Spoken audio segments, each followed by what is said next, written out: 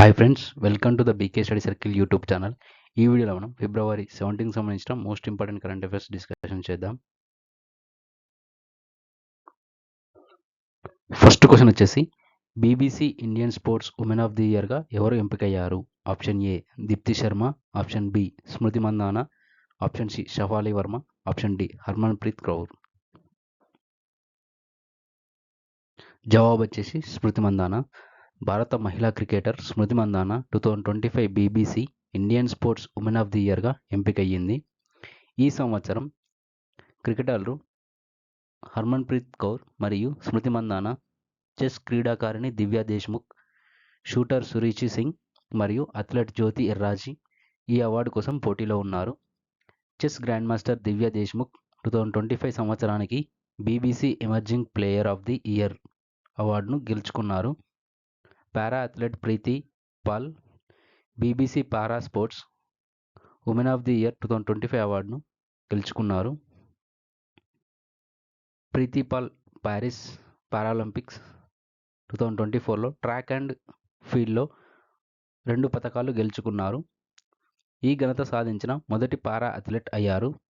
Shooter Anjali Bhagwat BBC life time achievement award 2025కి ఎంపికయ్యారు.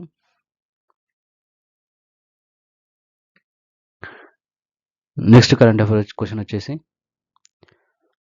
భవ్య భారత్ భూషణ్ అవార్డును ఎవరు ప్రారంభించారు? Option A Narendra Modi, option B Amit Shah, option C Dharmendra Pradhan, option D Sadhguru Jaggi Vasudev.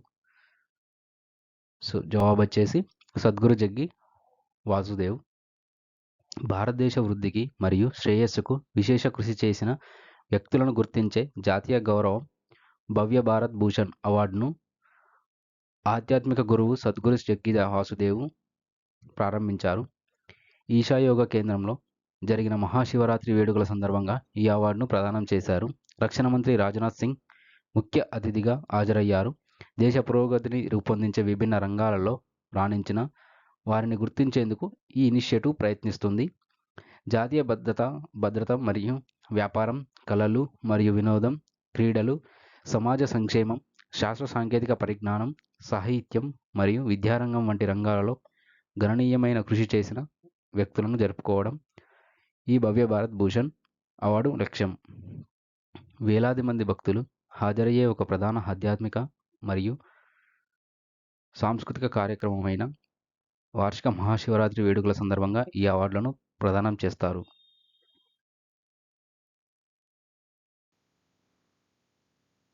ఈ అవార్డు గ్రహీతలలో ప్రముఖ వయోలిన్ విద్వాంసుడు ఎస్ రాజం కూడా ఉన్నారు. ఆమె ఈ గుర్తింపుకు కృతజ్ఞతలు తెలిపారు.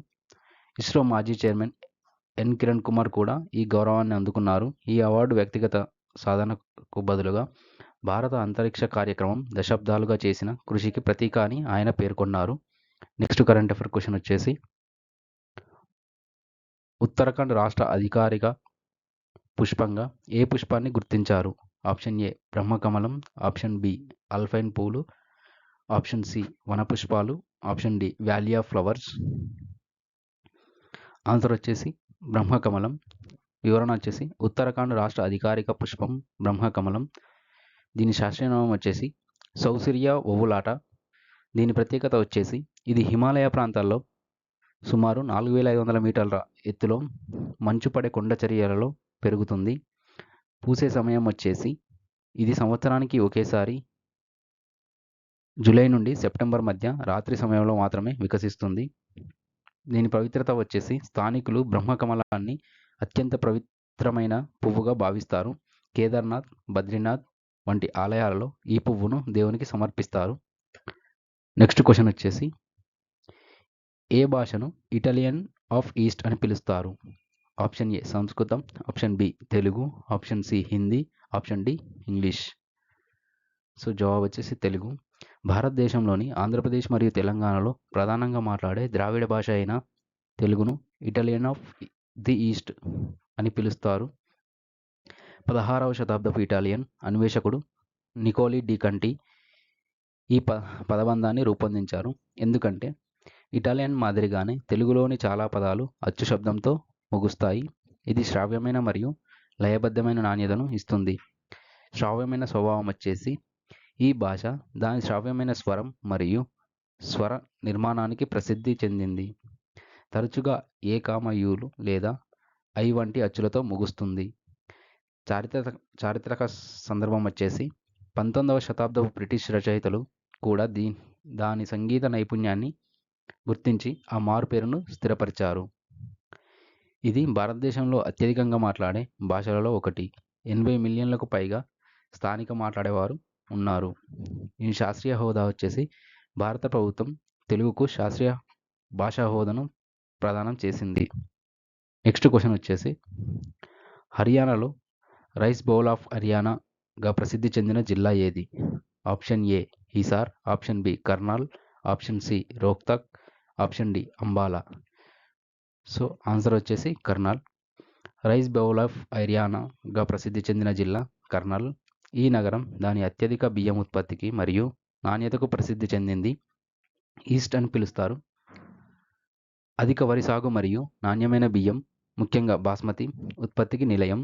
చారిత్రక నేపథ్యం వచ్చేసి మహాభారత కాలం నుండి ఈ ప్రాంతం ప్రసిద్ధి చెందింది.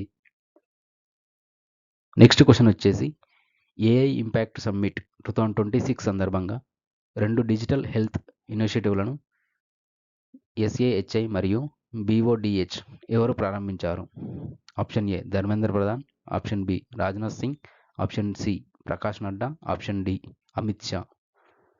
జవాబు వచ్చేసి ప్రకాష్ నడ్డా.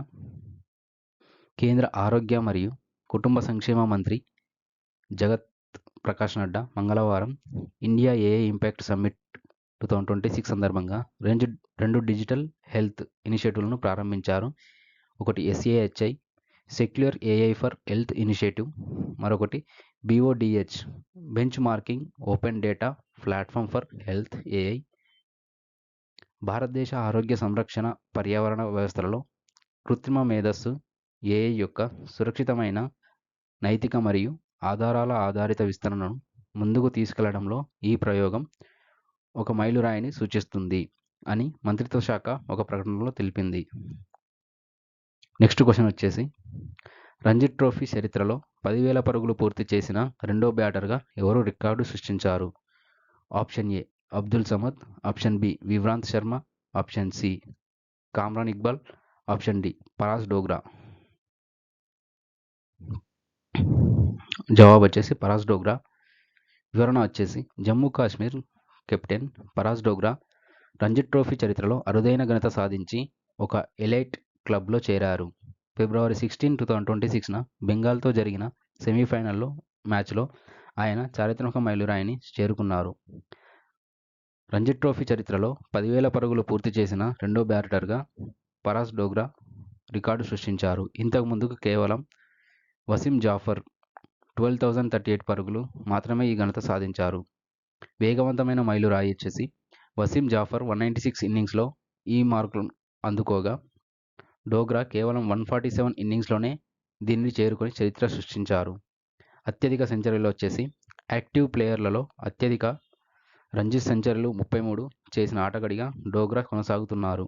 చారిత్రక విజయం వచ్చేసి డోగ్రా సారథ్యంలో జమ్మూ కాశ్మీర్ జట్టు బెంగాల్పై విజయం సాధించి తమ 67 ఏళ్ల చరిత్రలో తొలిసారిగా రంజీ ట్రోఫీ ఫైనల్కు చేరుకుంది.